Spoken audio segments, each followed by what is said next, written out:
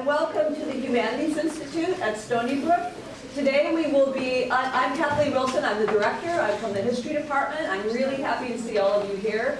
The Great Debate is a storied institution here at Stony Brook that allows us to air in a democratic format the most important issues of the day. It happens once a semester thanks to the indefatigable Malcolm Bowman from SOAS, who organizes this. So let's give a round.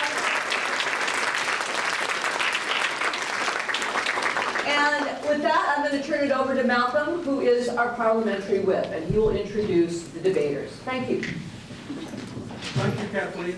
This is like the late show. Anyway, thank you for coming. It's a standing room only crowd. I just want to tell you a little bit about parliamentary debating. I did make 100 copies of the program, and if you look on the third page, second sheet, you'll see it says a guide to parliamentary debate, the rules of debate. So if you don't have one, then just share, will you? Like we could use one more down the front here. So let's just very quickly go over what we're doing. So this is a formal parliamentary debate. So put out of your mind the kind of debate you've seen on television recently. It has similarities, but it has a lot of differences. So there are two teams. There's the government team, yay, and there's the opposition team. And there is a proposition to be debated. So the government has to make its case. Be it proposed that.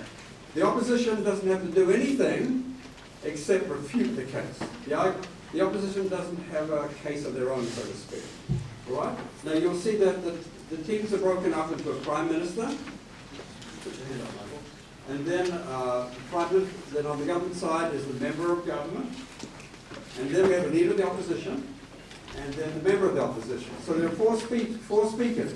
And in the middle is the moderator or the Speaker of the House, Professor Jim Clerkfield from the School of Journalism. Yeah?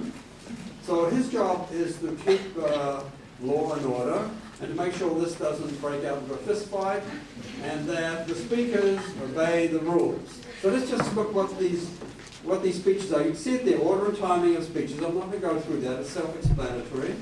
Okay? And we have a timer here in the front row, and he will be communicating with the speaker, and the speakers are not to go over their time. There's something called new arguments. The first four speeches are what are called constructive, where the first four speakers will develop the arguments for their team, their side of the debate. And then the final two speeches are called rebuttals. And that's a sort of summing up rebuttal. At that stage, the speakers cannot introduce any new arguments. Okay? So the only other thing is the points have been 3 points. There are 3 points that all the speakers have to abide by. The first one is called point of information. And if one of the speakers is up here prattling away and a member of the other team doesn't understand what he or she is saying, they can rise and say point of information. In other words, or point of clarification. And then the person who's speaking has 3 choices. They can completely ignore that request. They can stop and say, sit down. Or they can choose to answer it briefly and try and make it clarify that particular point. Right? So the person speaking has the choice to address it or not to address it. The second point is called point of order. And basically there are 2 things. One, if a member of the opposite team thinks the speaker at the podium has gone over their time, they can raise an objection, and it's up to the moderator, Speaker of the House, Professor Clerkfield, to decide is the point well taken or not taken and rule on that. All right? He has the final say, and there's no debate or argument following that. And so that's going over time. And the second thing the point of order covers is one of the other speakers going off the subject or bringing in new arguments during the final rebuttal. Okay? And the third point is for points of personal privilege. The speakers are not allowed to make rude personal comments about the other speaker.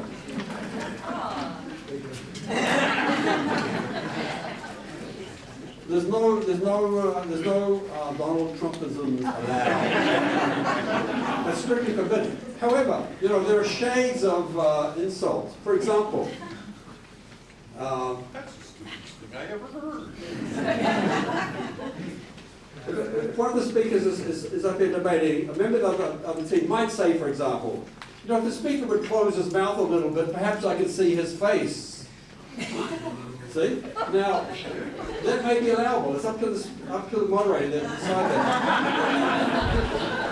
But on the other hand, if the argument was, well, if the honourable speaker had chosen his parents more carefully, he wouldn't be so ugly. Now you start to see Donald Trump creeping in. So that's a no-no. Okay?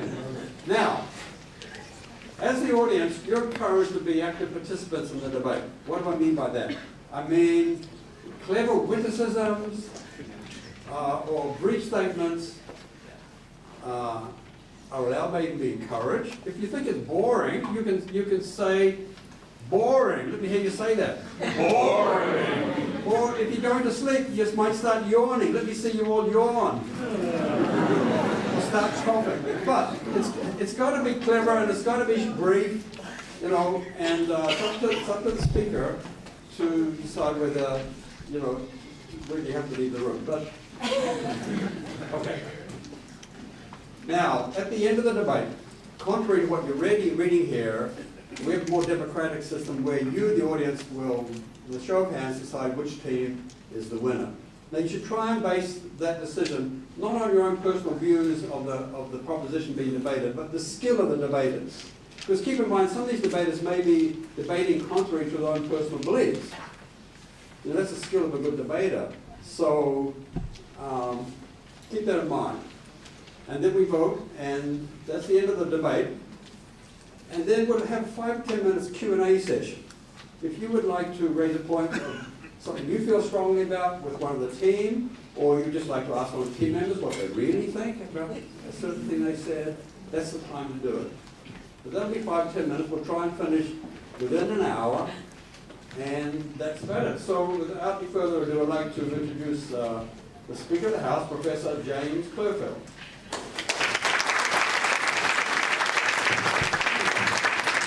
Thank you, Malcolm, and thank you all for coming out today. Let me just give an introduction to our panel members. On my far left will be the Prime Minister, Michael Holtzman, who has advised numerous heads of state and senior members in the Middle East, Africa, Latin America, and Asia on issues ranging from security to trade relations. He served as an advisor to the United States Department of State's Office of Policy Planning and was in the executive office of the President in the White House. He was the Director of Public Affairs at the Council on Foreign Relations. He's also developed and executed sensitive public diplomacy strategies in Syria and Libya just prior to the Arab Spring. He advised the first post-Saddam president of Iraq, Ayad al-Alawi, and is a longtime confidant of the ruling family of the state of Qatar. Also not put down here, he was once, many years ago, a candidate for the Suffolk County Legislature. I don't remember if we endorsed him or not. But we're very lucky to have him today, and I appreciate him coming out and doing this. The member of the government team is Ahmad Malik, who's a senior here at Stony Brook. Now listen to this, he's majoring in physics and political science with minors in astronomy and planetary science, business management, and journalism. Does the man ever get to rest? Okay, he did well with me too. He's currently a project manager and analyst at the Weill Cornell Medical College and has worked on the NASA RIS-4E mission, RISE. Ahmad will earn his bachelor's thesis on the topic of the effect of presidential decision-making on the NASA budgetary allocations. His professional goals include earning a PhD in astrophysics, becoming a NASA astronaut, and what's there left for him? Running for President of the United States.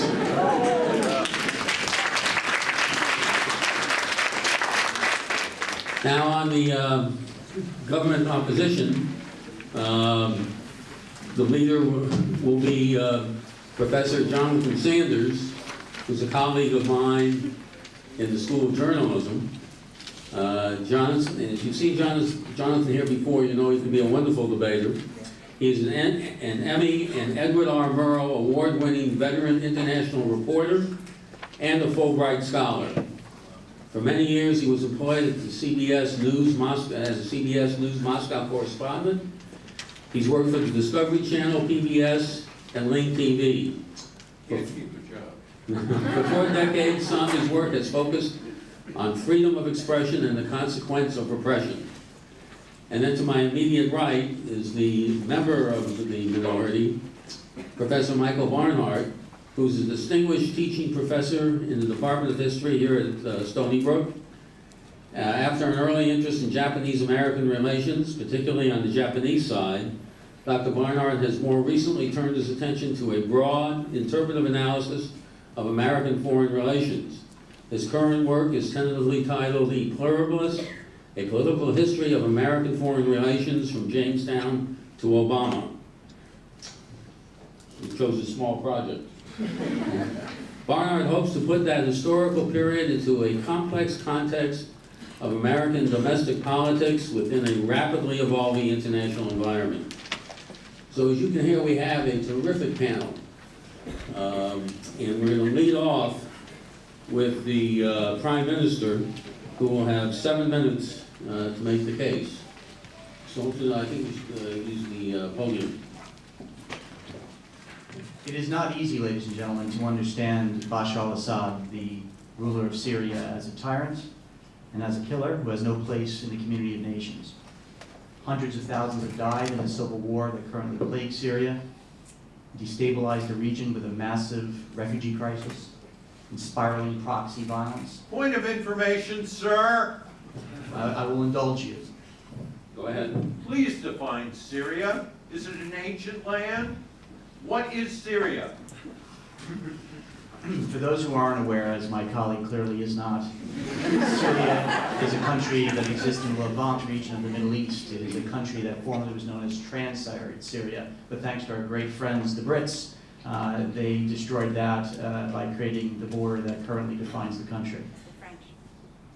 Point taken? Point taken. Thank It you. exists today. It functions as a state like the United States or like Great Britain or France. You'll have your turn. Question. No, this is an important point that the gentleman makes, and it will lead, it'll be a key part of my argument. The argument being why the United States and the West should not pursue a policy of regime change, which is what the opposition, no matter how they disguise the phrase, are talking about when you're talking about removing a leader of a country, when there are greater threats in the region that we must deal with. So his point, please remember what he asked you. He suggests that Syria is a country that perhaps operates the way the United States does, with workable institutions, with democratic traditions. The crisis that exists in Syria today has exposed very deep sectarian fissures that have unleashed a wave of terrorist violence that we are feeling here today in the United States. But what to do about this man, Bashar al-Assad? That is the question that vexes U.S. policymakers. It is the question before us today.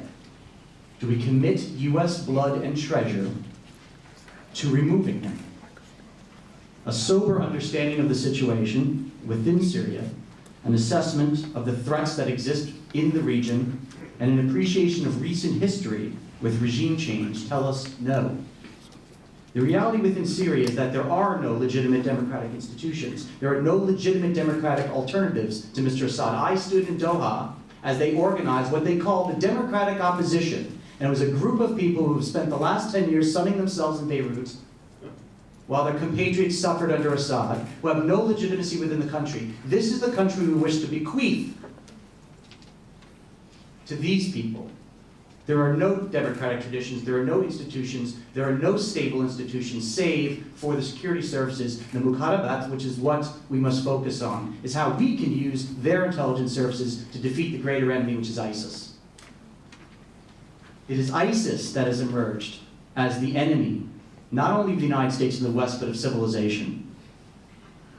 We must not lose sight of this reality. We've done this before. You've seen this movie. When we know who the enemy is, and yet we move our gaze, we move our resources to somewhere else, to someone else, with the naive belief that regime change will change the region, and with that, a new era of enlightenment will sweep the greater Middle East. We've seen this movie before. We know how it ends. So let us call it what it is. This is about regime change or not regime change. The replacement of one administration of government with another by outside agency, by covert or by overt means, by military force, or by the stroke of an executive order. Regime change. If you want to see what the road ahead looks like, if our friends in the opposition have their way, you don't need to look back to Mossadegh in Iran. But maybe we should for a moment. In the late 1950s, the United States sponsored a regime change in Iran that toppled a democratically elected leader that we just happen not to agree with, that unleashed a torrent of extremists that came to become the revolution of 1979 and the #1 state sponsor of terrorism in the world. That's our first great modern case of regime change. I'll bring you to the more closer to now, Muammar Gaddafi. We supported regime change, we toppled it, we blew off the lid of sectarian violence in that country. ISIS now runs vast swaths of Libya because of an ill-conceived adventure. 2 minutes. That is the road ahead. But I take you to one country that borders the country that we're talking about, and that is Iraq. We pursued a policy of regime change when we knew it was Al-Qaeda that had committed the atrocities of 9/11. We focused on the wrong target. And by decapitating the regime in Iraq, we unleashed a monster with such fury that we're dealing with it today. It was Al-Qaeda that gave birth to Abu al-Zawahiri.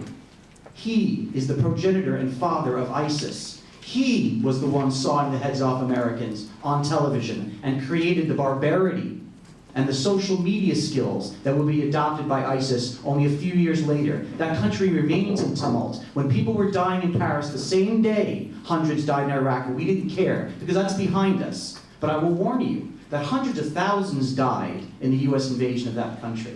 That trillions of US dollars that could have been spent on more productive means were wasted in that country on this ill-conceived pursuit, however you want to wrap it, in humanitarian impulse, that we're protecting the people in Syria, that we should justify regime change. I tell you, history is prologue. Heed history. Heed the examples that are before us, the mistakes of the past. The Middle East abhors a vacuum. This is the lesson that we have learned. Regime change creates a vacuum, and where there are no institutions, where there are no democratic impulses, we cannot hope that the country will stabilize and that terrorism will abate. We must keep our focus on a strategy to combat ISIS, and part of that strategy is ending the civil war. But by making regime change a precondition of ending the civil war, we commit the same mistakes we've made over and over again in this region, to the detriment of our own security and to the lives of millions. Time.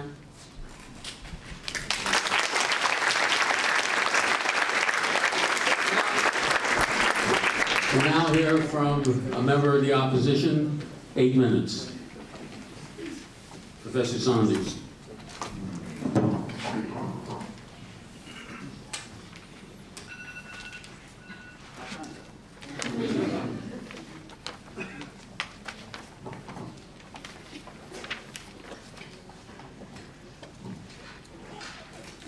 My lords and ladies and gentlemen, boys and girls, students and comrades, there is a specter. There is a specter haunting American policy, and that specter is the specter of monsters. Monsters we need to slay. We're told that the leaders of ISIS or ISIL, our government can't even decide what to call them, Daesh, are the function of evildoers in a vacuum that was created. I submit to you that we created the monsters ourselves. That Mr. bin Laden was trained by government agents in how to be an assassin by the CIA. That is Absolutely. thoroughly disputed. That point of inference is thoroughly disputed. That is totally inaccurate. That It is unfair. It is entirely accurate if you don't believe the American propaganda machine. Oh, another monster we just created. Ah, The yes. propaganda machine. What's I your source, see. sir? What's your source, sir? Where did he learn techniques in bomb making? Bombing. He was not a bomb maker. Ah, yes, he did. He instructed people in bomb making outside Peshawar in Afghanistan, sir. I was there. I was there both with the Soviet Army and with the American journalism. We created him. Who is the leader now of ISIS or Daesh in the northern part of Syria? He is a man named Batrashvili, half Georgian, half Chechen, trained. He was the A student. He was as good a student as he was of mine, except he was being trained by U.S. Special Forces. When was the last time you, ladies and gentlemen, saw a successful U.S. military operation? Can we go in and destroy ISIS, ISIL, or Daesh? Well, I remember President Reagan. He was able to send the Navy and the Army into Grenada. If we want to use military force, we have to win. We are not a country that wins with our military. They are a bunch of losers. Moreover, I'm sorry that I actually have read the U.S. Constitution. The U.S. Constitution, and let me make sure I get this right, first section, Article 1, Section 8, Clause 11, says Congress shall make decisions of going to war. Excuse me, sir. I have not seen an authorization for us to go to war. In fact, your government is indulging in war crimes and using drones to kill innocent boys and girls and a few terrorists in Pakistan. How can we use military power to destroy ISIS when we were unable to do much in any country? And then we get up and leave. So how do we not get up and leave as we've done in Afghanistan, creating a vacuum? We need a draft. We need to have more than 1% of the country, not the rich 1% that's supporting Donald Trump. We need to have more than 1% of the country, not just boys who want to be gym teachers from upstate New York, getting their legs blown off because they're listening to the bad advice to be patriotic and go on the advice of their government and fight to destroy a country. We need an army of all Americans. So if we are going to go fight and destroy an enemy, that it is a broad grouping of Americans with a consensus to fight. I do not see this. How many of you who are under 25 want to be drafted?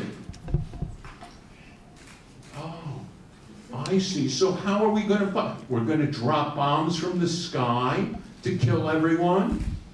Has that ever worked to destroy any group of people? We know from the strategic bombing surveys of World War II that when cities were bombed, resistance got greater.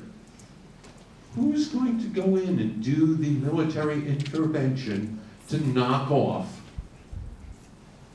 ISIS, ISIL, or Daesh? I don't know.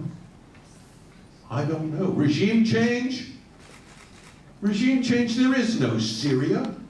There's a little part on the coast that we might call Alawatistan that is now being defended by our friends in the Kremlin. God bless them. Let them defend this other part of the country. What do we do with the Civil War? Are we going to do as well as we did with the Civil War in Iraq?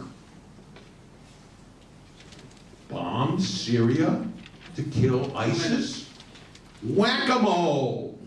They are in fact going to show up in another place, like Sir in Libya. Then our government, our dear, dear, much beloved government, almost as beloved as Sam Stanley, president of this university, decided to bomb. Take the advice of Nancy Reagan. Just say no.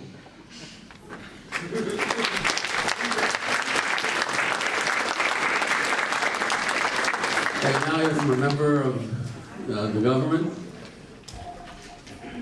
Ahmad Malik.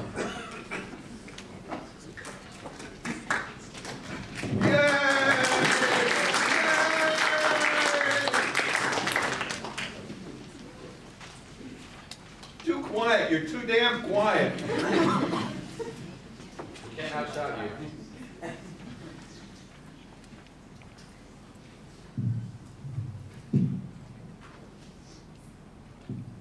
Mr. Speaker, member of the opposition, thank you for the opportunity to speak today. Professor Sanders, what say you of Daesh? You say nothing of Daesh. This is a policy debate on whether or not we should go in and defeat them. Notice the ignorance in that statement. Are we a nation of do nothing? Do we do nothing? Are we to not, even approach the question in the correct way?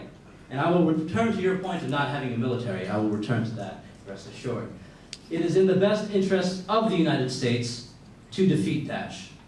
However, doing so is not only a question of diplomacy or simply committing ground troops in Syria. Instead, the geopolitical and sectarian underpinnings of ISIL's rise to power must be wholly addressed.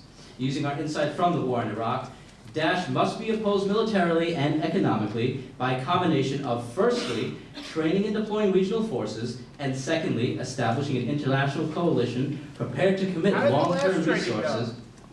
How did the last training go? Okay, good going. We'll get to that. Establishing an international coalition prepared to commit long-term resources to a region that desperately requires it. Defeating Daesh is not a matter of only degrading and defeating enemy forces. It is equally important to build a system that will prevent the circumstances of their successful redeployment. So what's the plan here? I submit that our best course of action in Syria is to establish a multilateral coalition with the Russians, the Syrians, and the Iranians where possible. Without cooperation with the Russians, we cannot hope to resolve the three issues we have in hand, those being Daesh, the civil war in Syria, and the civil war in Iraq. Therefore, it is in our best interest to keep Assad in place for the time being, both to appease Russia and because he provides a rare secular force in the region. We have to revisit our current stance put forth by Secretary Kerry. So I put forth a three-part strategy in committing a major military involvement in Syria. First, creating a military stalemate, in building both a regional and a coalition force that can actually win in the battlefield, and we will get to the point of where we get those fighters from. This includes defeating Daesh and quelling the civil war in both Syria and Iraq. Secondly, we need to create a confederacy, setting up a power-sharing structure that accurately reflects the demographics in the region. A point of order, is this quashing the same kind of civil war that we quashed between the North Vietnamese and the South Vietnamese? I choose to ignore. More like the Sri Lanka. Third, establish and commit to long-term, reasonable agreements in the region. Our military commitments in Syria need to be focused on crippling Daesh's territorial footprint in Raqqa and Mosul. The 35% of Syrian land currently commandeered by Daesh provides them with a stronghold, training grounds, and some form of legitimacy, at least in the eyes of those there and the civilians in the region. The current strategic airstrikes have proven useless. The current administration has had minimal impact on ISIL's strategic capabilities. Currently, there is no dialogue between the US, Syrian, and Russian forces active in Syrian airspace. Remedying this lack of political cooperation is essential in building a united front. Doing so will reduce both strategic redundancies and Syrian civil deaths, which is a major problem. For example, out of 16 convoy requests in Syria for humanitarian aid, only 4 of those were approved, and those were eventually turned away. The result is that people in need are not receiving food and basic necessities, but they are receiving gunfire and the hardship of civil war. Originally, Daesh's focus has been on state building, establishing a capital and accumulating territory, funds, and fighters. Recently, however, Daesh has experienced a reduction of their territorial control and a loss of 25% of their force. Thus, we have seen Daesh shift its focus from state building to carrying out foreign attacks, as we saw in Paris. Not only have they been weakened in their home region, but by expanding their aggression beyond Iraq and Syria, they are taking on enemies at all fronts, at all times. By uniting the world against them, they have invited their own destruction. Therefore, it would not only be tactically prudent for the United States to commit a military ground force in beating ISIL, but it would be irresponsible not to. So, we establish this military intervention, but mistakes, as we experienced in Iraq, occur when the United States and its international partners fail to commit, they commit a formidable military force to a conflict, but do not make those realistic long-term commitments to address the underlying issues in the region. The presence of sectarian tensions is undeniable in Syria, and this is a substantial cause of the ongoing civil war that Assad is devoting his entire military capital to. This is a mistake. Military actions by the United States are not sufficient. A coordinated strike in the region with international partners, primarily Russia, is the key to building stability in that region. The United States and Russia must work alongside Assad forces to defeat Daesh for the time being. Further resources cannot be dumped into a sectarian civil war. Coalition forces must concentrate on seizing that 35% of Syrian land currently controlled by Daesh, including the oil fields that supply most of their funding. By leveraging Russia's presence in the region as a peacekeeping force and committing U.S. air power after the region is stabilized, not only can Daesh be driven out, but the region can begin to experience some inkling of order. Now, to Professor Sanders' point, where do we get this army from? Neither the United States nor Russia can be the sole arbiters of peace here.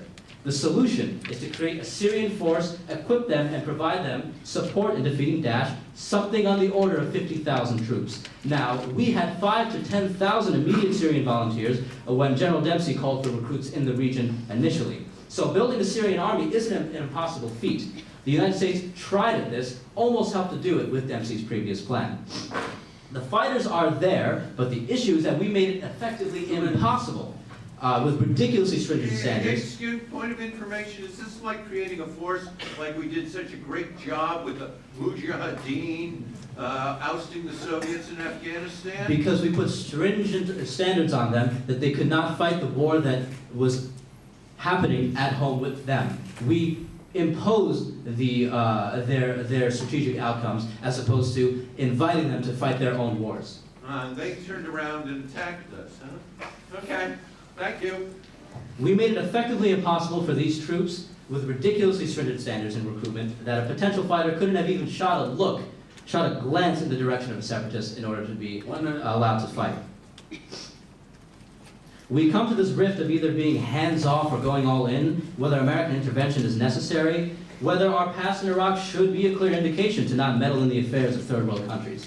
I disagree. This notion of hands-off diplomacy has never been proven effective, and what precedent would we be setting in a region and in a world that desperately requires attention? Barring the direct threat Daesh poses to the United States and the humanitarian atrocities being committed daily by both a misguided regime and fundamentalist groups, I submit to you that the United States does indeed have a primary role in world affairs, and that with our privileged position on the world stage, we cannot stand idly by and blithely repeat our mistakes in the name of muddled political and domestic interests.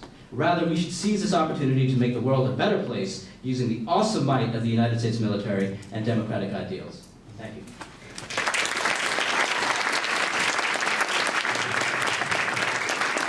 We now hear from a member of the opposition.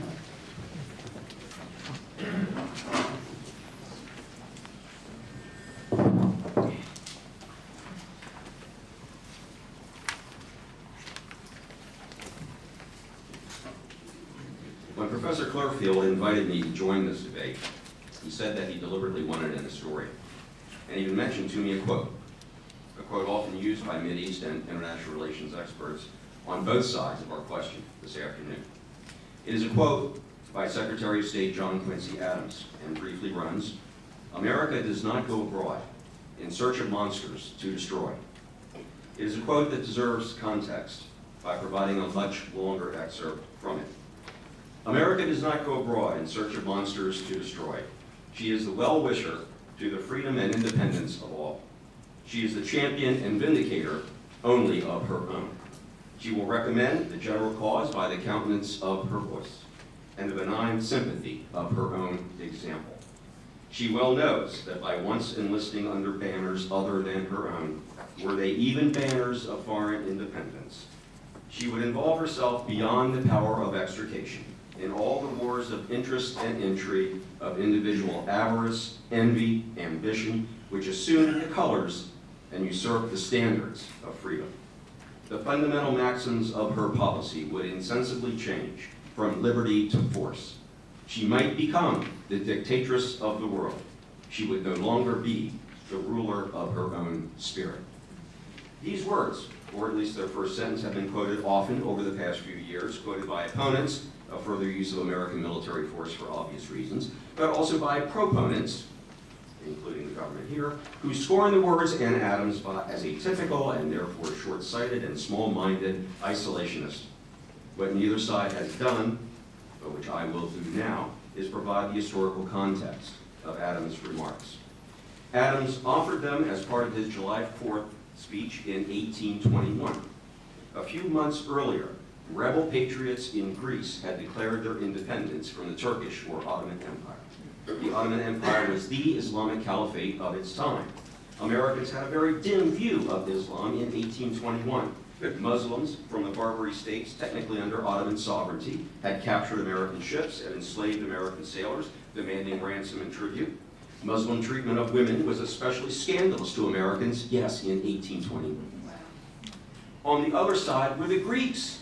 Greece, where the Western ideals of democracy and free speech had originated. If ever there was a clear case of good versus evil, it could be found in the Mediterranean of Adams' world. And many American leaders, 1821, such as Henry Clay, clamored for American support, possibly military support, for the Greek rebels. Adams thought the idea daft and dangerous, and explained why in his 4th of July address. The issue would persist, laid to rest finally in December of 1823 by the Monroe Doctrine, which, in addition to its oft-remembered hands-off the New World, included a promise that the United States would not intervene in the affairs of the Old. It was, contrary to convention, a doctrine of non-intervention. The doctrine was named after Monroe, that's true, but it was Adams' work, head to toe. Adams' ideas did not long survive him. Time does not allow much detail or nuance, but let me mention a few examples in passing. In December 1852, Louis Kossuth toured the United States in triumph. Kossuth appealed for American aid for a Hungarian democracy risen in opposition to the then Austrian Empire. He was invited by Congress and brought to the United States on an American warship. Kossuth would be honored with a bust of himself that still stands in the United States Capitol. Father of Hungarian democracy, freedom fighter, that's just what it says. Yet his autocratic style doomed any hopes for democracy in Hungary. His aggressive insistence on the Magyarization of all ethnic groups under Hungarian control, Serbs, Croatians, and yes, even Greeks, helped poison what would eventually become the Austro-Hungarian Empire. In 1868, Cubans rebelled against Spanish rule. Spain employed the Voluntary Corps, which seized a ship of Cubans and began a serial murder of its captain and crew, exciting passions in the United States against Spanish barbarism. They might not have been Muslims, but they were worse. They were Catholics.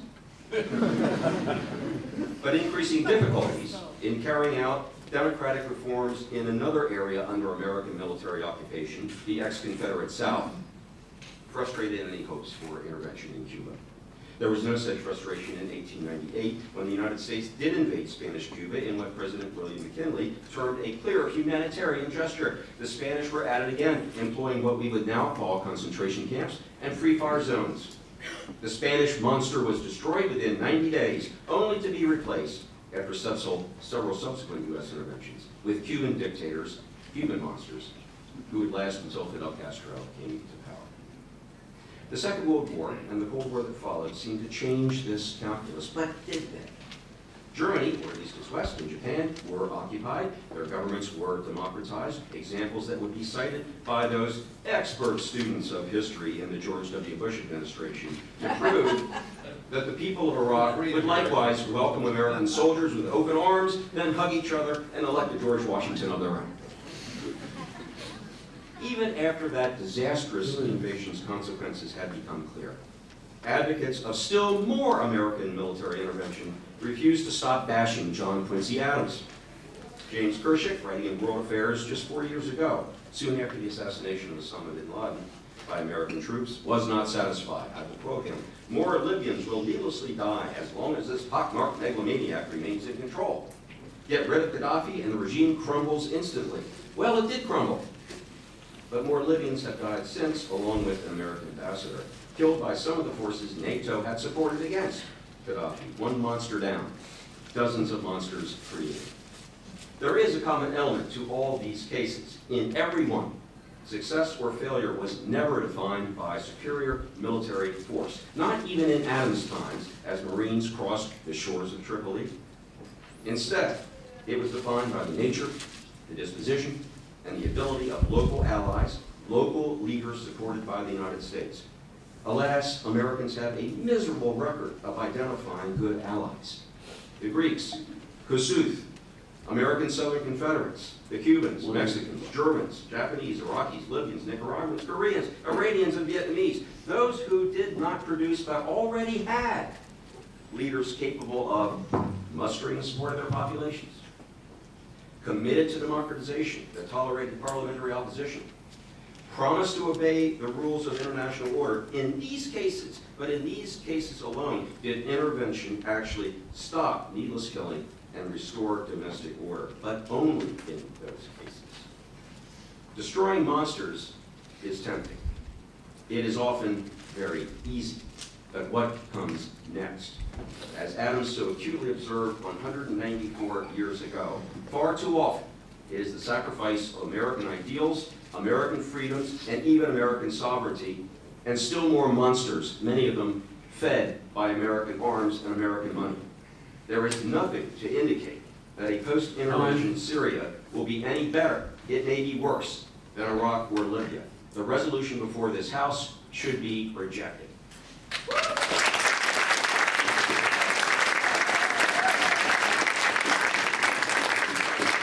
Okay, we hear now from the leader of the opposition rebuttal.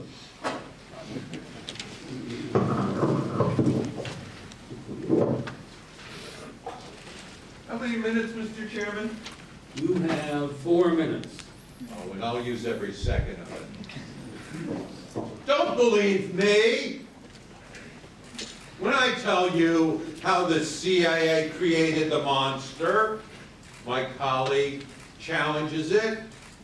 I send you to read Stephen Cole's book, Ghost Wars.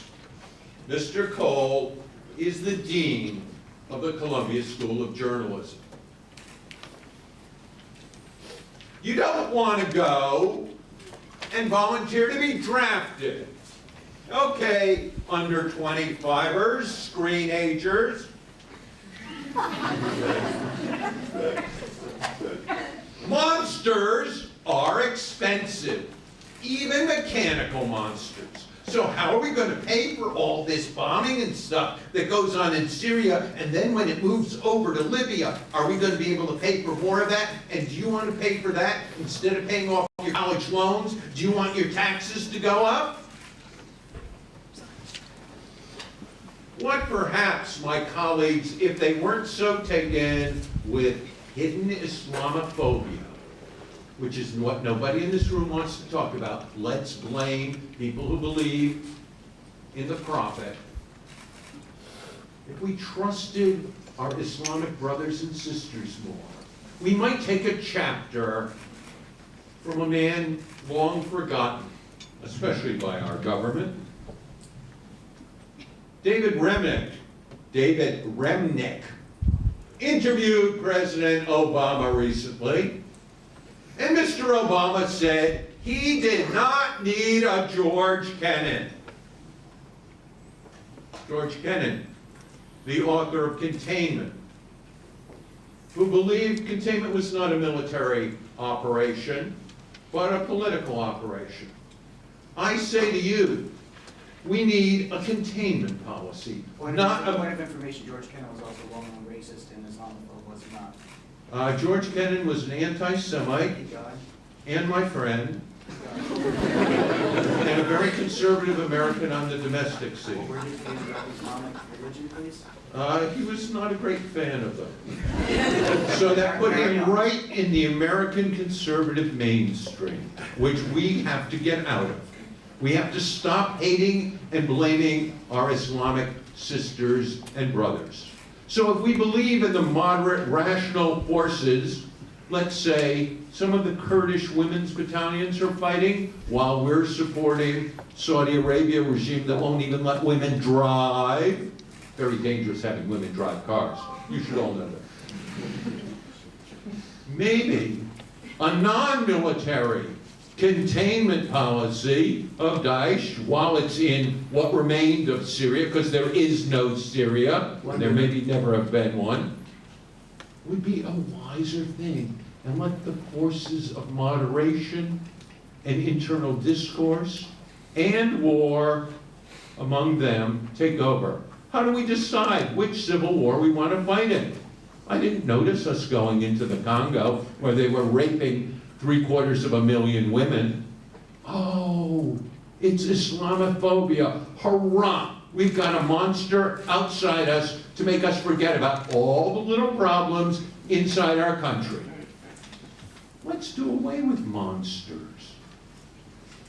5 minutes, Chris, 5 minutes. I'll remind the opposition that Neville Chamberlain once told us to trust Hitler on that great deal he put together. Just trust. Just trust. The opposition speaks of monsters. They create monsters. There's a monster of shadowy propaganda machines whipping it up, of course, led by the media. The very media that... Blame us, please. No. That stampeded us into Iraq, embedded with the troops, surrendering their objectivity, led us right into that war. We share a suspicion of intervention. There's no argument there. Our argument as the government is that we should not move to decapitate the Syrian regime. That is it. That is where our agreement ends. But listen what's between the lines. Do nothing. Do nothing. This is not just about Daesh. This is about hundreds of girls missing in Nigeria. This is about the women and men being stoned to death in Iran. This is about the women about to be stoned to death in Saudi Arabia. This is about extremism. It is not about Islam. Islam is one of the great world faiths, and it draws from an Abrahamic tradition that Judeo-Christian faiths draw from. There is strength in that. That is the fight. They want us to do nothing in the face of this threat that has made itself evident. Tell that to the people of Paris today. Tell that to the people, I ignore it. My last 2 minutes.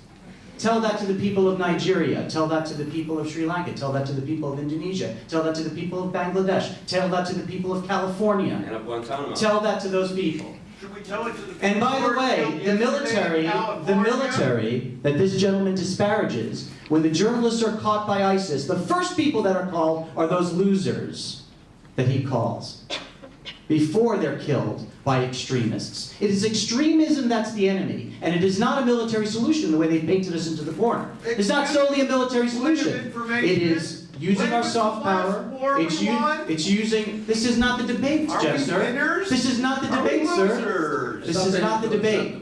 He's having a separate debate with you folks. This is about what do we do about extremism? What do we do about Daesh? It is not solely a military answer. Don't believe that. It is also about using our soft power, interfaith understanding. It's about working with our allies. It's about creating, for the first time, believing in our Arab allies and letting them take this on and challenge the narrative on social media and on the broadcast networks in that region, on Al Jazeera, on Al Arabiya. Challenge that. This is not about dropping bombs. This is about engagement. It is about draining the swamp of those ideas, those invidious ideas that we cannot stop. That is what this is about. Do nothing, or we engage with all of the might of the good of the world.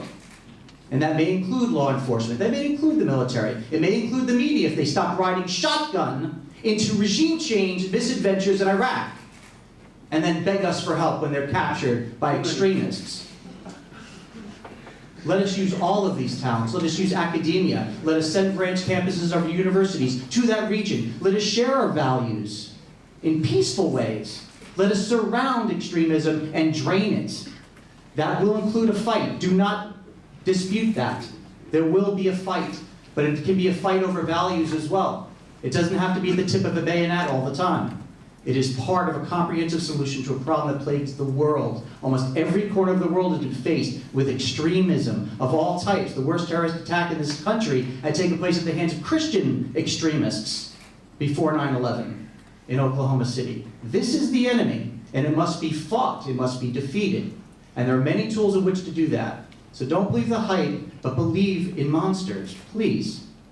Because if we don't, we fail. We make the same mistakes we've made over and over again. Thank you.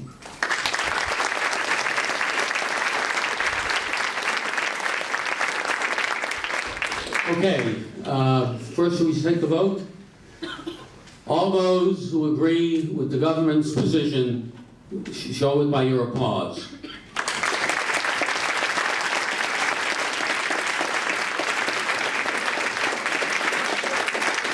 All those who agree with the opposition's argument, show your applause. The government wins the debate. I must say, it was an excellent debate.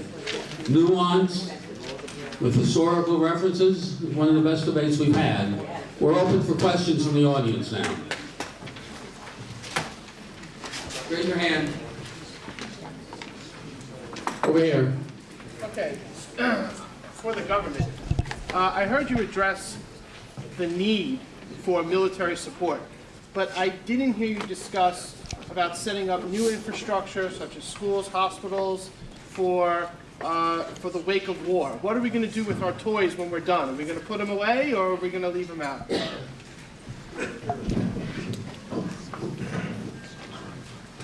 Again, this is not a war-first model. The failures that we've made so many times in our history have involved screwing up the end game. The way the war against extremism is won is not simply through warfare. As a matter of fact, warfare has exacerbated the problem. It has become a source of very virulent propaganda against the United States. It has created enormous collateral damage. It has done great damage. It is rather the communication of our values through institutions that you're describing.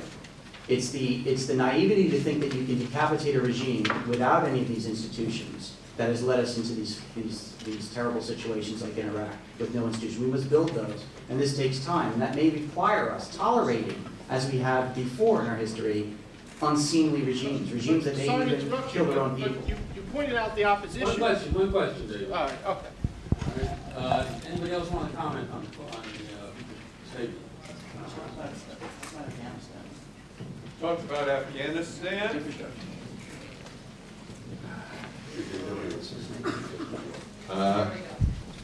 When I was first in Afghanistan, when the Americans and the Soviets were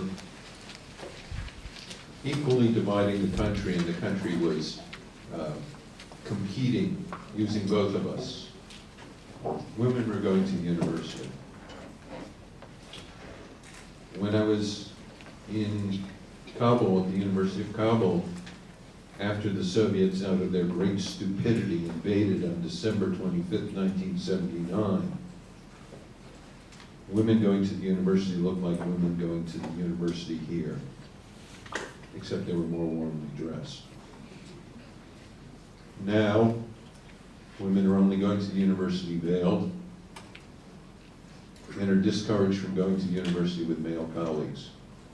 That is part of the infrastructure we've been building in Afghanistan in support of a conservative regime unsuccessfully, and it's getting worse, and it's going to get even more worse, because we decided to get out of Afghanistan because we didn't have the troops or the staying power after 13 years. Well, how long do you want to stay in Syria? And who's going to do the fighting? And what's it going to do to our domestic situation here? There has to be a will to fight the war. You guys all seem to be willing to fight the war in principle with bombs, but I don't see any of you wanting to be drafted to go and fight. So who's going to fight in your place? Kids who aren't privileged enough to be going to college? Who need to find a way out, maybe through the army? Is that democracy? Okay, let's go to another question. Stand up so we can hear you. My question's for the opposition. President Barnhart, regarding the, I mean, you went back historically to the 1800s, and you talk about how, like, the United States needs to stop this awesome intervention globally. But in the time since, you've become a very globalized country, like even with the globalization of economies and with our globalized interests, what kind of metrics should we use for when our interests are the ones being threatened, or when should we intervene for our own sake? Well, thank you for the question. I think, however, it has something of a false premise. The United States has been a global power since it has existed as a republic. The Declaration of Independence was a global statement, and Americans making and understood that fact at that time. The only debate, and it's a debate that has been all but snuffed out by our time, has been in what sense the United States ought to use its international presence. And to me, and the substance of my address, was not very much in principle has changed since John Quincy Adams' time. There are still advocates, as there were then, for the use of American military force in many places around the world. That hasn't changed. And there still are precious few John Quincy Adams, and I assure you there are no Secretary of State that occupies that office and makes that argument any longer, that says the best way for America to fight extremism, what is the best way now for America to fight extremism? Shut down Guantanamo. Live up to our own principles. Open the doors, Statue of Liberty, to as many Syrian immigrants as possible. Has that ever come back to harm national security in the past? Can you name one group of immigrants from one place in the world that really harmed American national security? But the instant we shut our doors, as we just have, thank you, Chris Christie, that is proof to the world that we don't stand for what we say. That's how you fight extremism. You are John Quincy Adams' shining light. This is a society that works, but it works because it's tolerant. The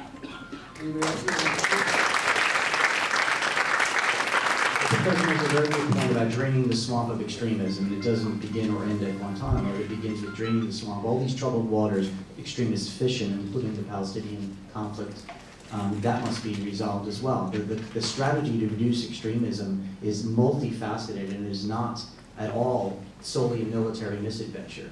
Guantanamo is a part of that. The immigration is a piece of it. It's the export of our values. It's sending students abroad. It is that level of engagement, is believing in our strength. And that's our real strength, is our moral strength and our ability to engage at sub-governmental levels. Not the government cannot solve this problem.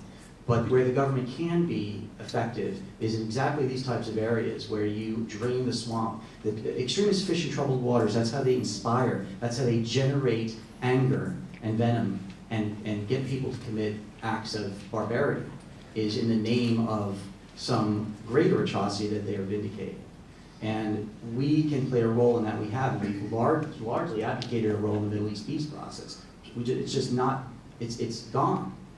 And those are troubled waters that extremists fish in, and I think we've got to attack all of those issues in order to have an effective anti-extremism policy. Can I say something? Yes. I actually agree with a good chunk of that, especially on the issue of the Palestinians and Gaza. And I covered cast lead. What's going on in Syria right now, and the attention to dealing with extremism and the kind of structural chaos that we have unleashed by attacking Libya and other places has given an important pause on the pressure on the Israelis to deal with the Palestinians. And unfortunately, there is a wrong-headed, bigoted, right-wing fanatic running the government of Israel who is not taking this opportunity to work out a peace plan or reduce tension with the Palestinians. And in this area, in turning his back on Mr. Netanyahu, I do think that Mr. Obama is actually doing a positive thing, but in his usual way, by negation.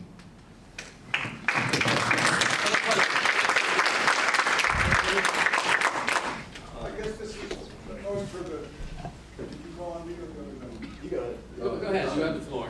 I guess this is mostly for the government side, but in the discussion of nations in the Middle East, since we're dealing with borders that were created about a century ago from the collapse of a very sick regime, and borders that did not take into account the ethnic and secular divisions of those regions, with whom are we negotiating on the name of governments when it isn't clear that those governments can continue to exist with the borders that they have?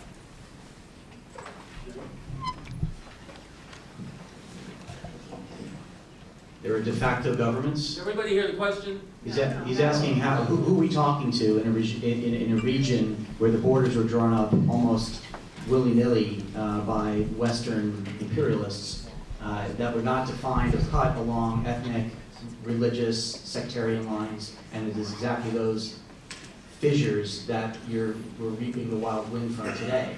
So who are we talking to? And the reality is that is, you go to war with the army you have, you negotiate with the de facto countries you have.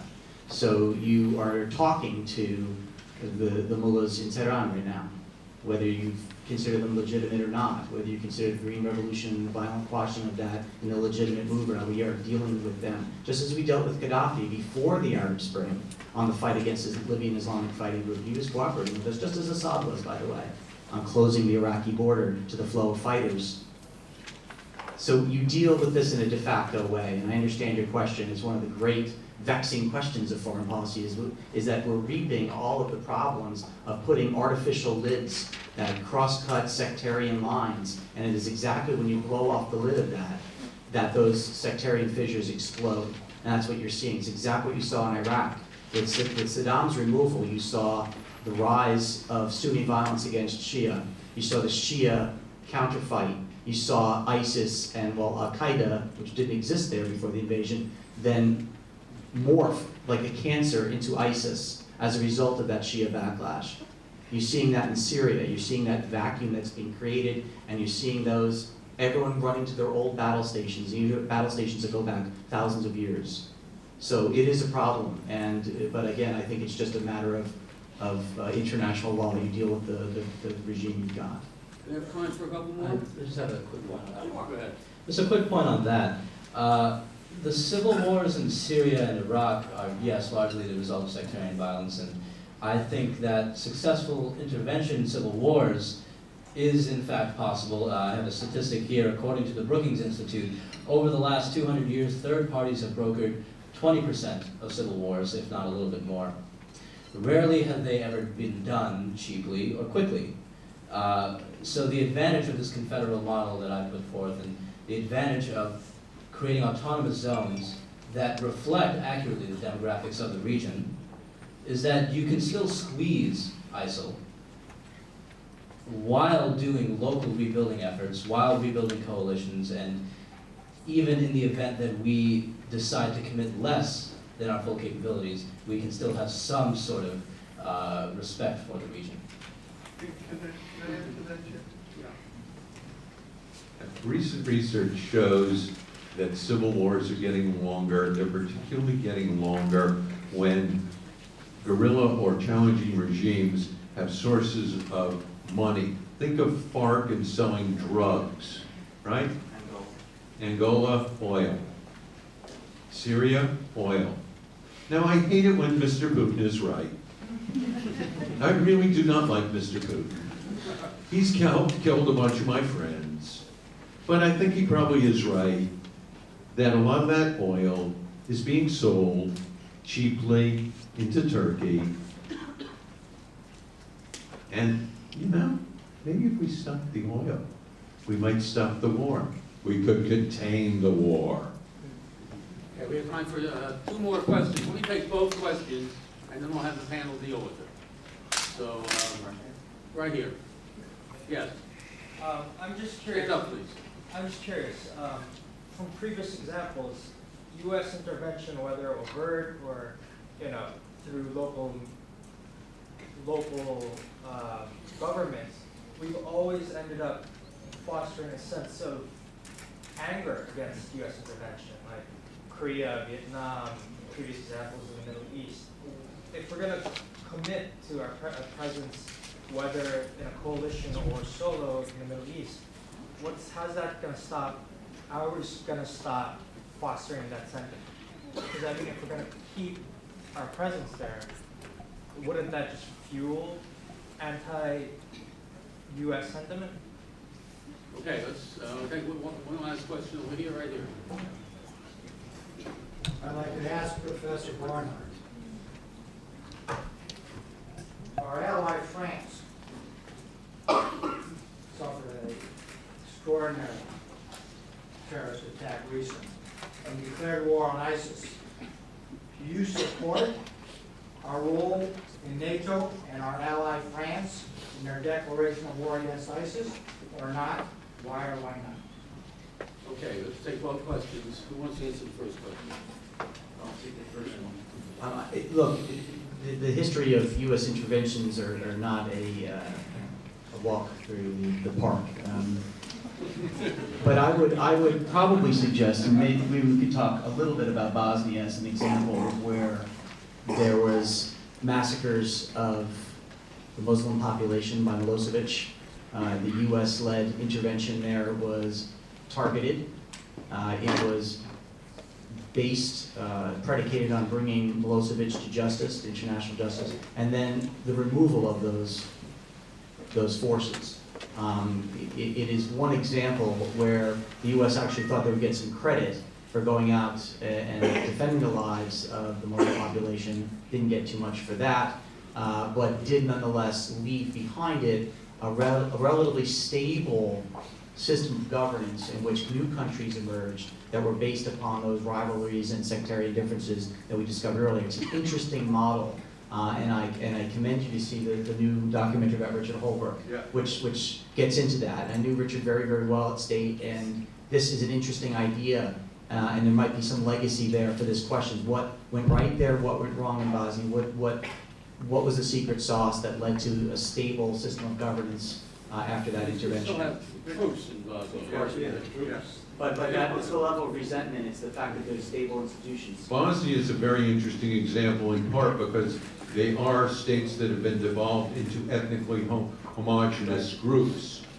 And the key, however, was Dick Holbrooke, who had great negotiating skills and who was ignored by this sitting president when he tried to help both in Pakistan and in Afghanistan. And that isn't leadership.